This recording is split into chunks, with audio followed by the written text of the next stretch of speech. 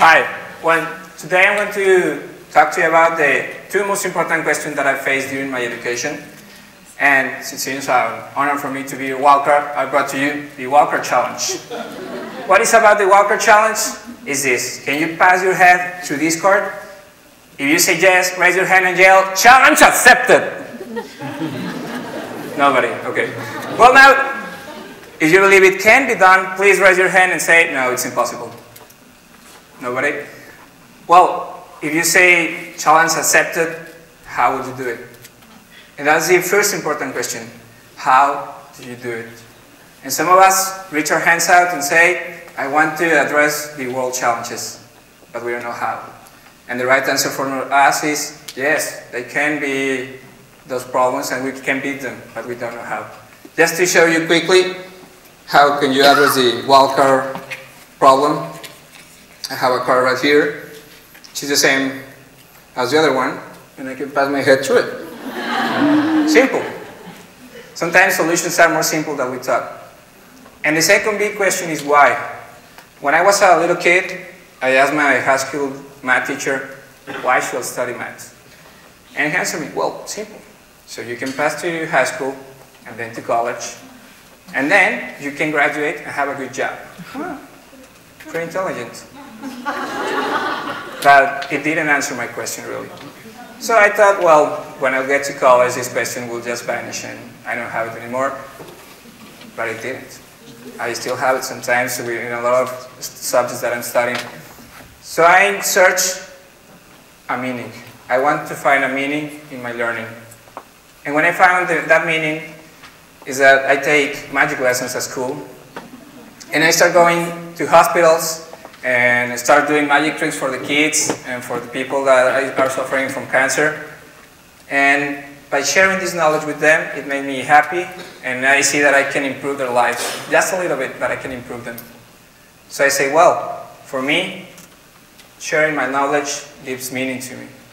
And I have the opportunity to study in a very good school in Mexico, one of the best of my country.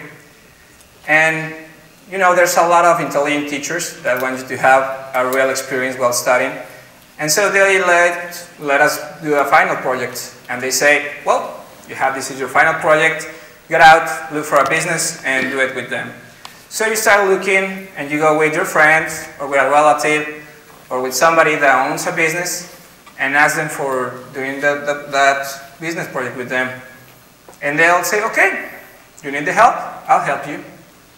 And each morning when I drive to my school, I see these type of businesses. Small shopping malls with nice stores. But if I take a right in the same street, I find these kind of businesses. And these kind of businesses are the majority of the businesses in my country. Even these kind of businesses. Actually, they represent 96% of the whole business industry in my country. I think they need the help. And I think we can provide that help instead of working with a friend or with somebody that is helping us. So now I had to answer this question, how? How can I help them?